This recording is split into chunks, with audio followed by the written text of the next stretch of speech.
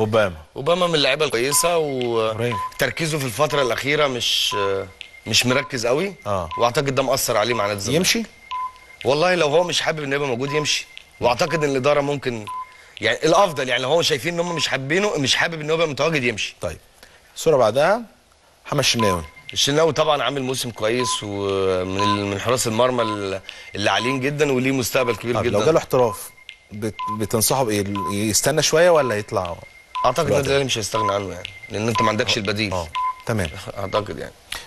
طيب كابتن ايمن يونس عضو لجنه الكره، بتمنى له التوفيق طبعا، وبس عايز اقول له الناحيه الاعلاميه مختلفه عن الناحيه الاداريه خالص، يعني ان انت تبقى هنا وهنا دي هتبقى صعبه شويه. بدر بنون بتمنى له التوفيق، واتمنى يكون على قد قدر الثقه اللي النادي الاهلي مديها له وجماهيره يعني. والمبلغ المالي اللي اتدفع. الامور صعبه ومش بسهوله، يعني ما افتكرش ان الامور هتبقى بسهوله، لان جمهور الاهلي يعني يرفعك فوق ينزلك تحت يعني. طيب باتشيكو. بص انا واحد من الناس ما كنتش مش مقيد ليه ان هو يبقى متواجد في نادي الزمالك، بس هي الظروف حكمت وبقى خلاص مجبر، يعني مجبرين ان هو يبقى متواجد. الصوره اللي بعدها موسيماني. اختيار موفق من مجلس اداره النادي الاهلي في الوقت الصح، واعتقد ان لو ادوا له الصلاحيه وسابوا له الاختيارات النادي الاهلي هيبقى في حته ثانيه خالص. تمام. الصوره اللي بعدها كابتن عبد الحليم علي. بص عبد الحليم طبعا صديق ملاعب وكابتني، يعني بتمنى له التوفيق. عليه حمل كبير جدا، الامور صعبه، واعتقد ان يعني اختبار صعب جدا ليه في الفتره اللي جايه. بتمنى له التوفيق. ماشي. الصوره اللي بعدها مروان. والله بص يعني انا تعبت من كتر الكلام في الموضوع ده، بتمنى له التوفيق، ويا ريت يعني نشوفه يبقى كويس. بس الانتقادات، ما احنا في نجوم عالم انا تعبت له والله. يعني انا والله بجد مع احترامي لاسرته واحترامي لوالده واحترامي ليه شخصيا، انا واحد من الناس اتمنى له التوفيق، يعني اتمنى له التوفيق، وتعبت من الانتقادات ليه. يعني اتمنى ان يكون. طب ايه رايك ان موسيماني بيشبهه ببنزيما في لا بقى كده موسيماني بنزيما بيتعرض لهجوم رهيب من جماهير ريال مدريد كده بيهزر بقى.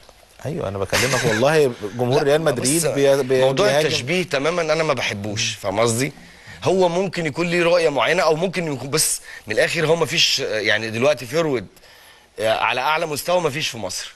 يعني هتلاقي هو مثلا هتلاقي مصطفى محمد، هتلاقي ايه اسماء قليله جدا، ممكن يكون هو من ضمن الاسماء اللي موجوده، بس هو يعني جمهور تحطه في ترتيب كام، رقم واحد كام في الفراوده؟ بص مصطفى محمد على فكره في الفتره الاخيره اديني رقم بس المروان. بص يعني كان واحد يعني ابراهيم اديني رقم تحطه في ترتيب رقم كام بالنسبه للفراوده في مصر مروان؟ هي مش كده فاروق، ما انت عندك مصطفى محمد كنا حاطين ان هو يبقى رقم واحد.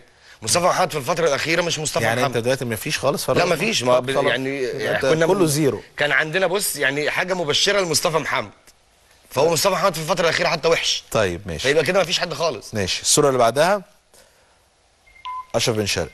بص يعني لا طبعا اسطوره، اعتقد ان هو افضل محترف جه في الفتره الاخيره هو وساسي يعني. طيب. بتمنى له التوفيق مع نادي الزمالك هو رجع التمرين خلاص تاني، كان بعد احنا نتمنى الاستمراريه، ما يبقاش فتره وترجع تاني. دي برضو من ضمن الحاجات اللي ممكن تاثر بشكل كبير جدا.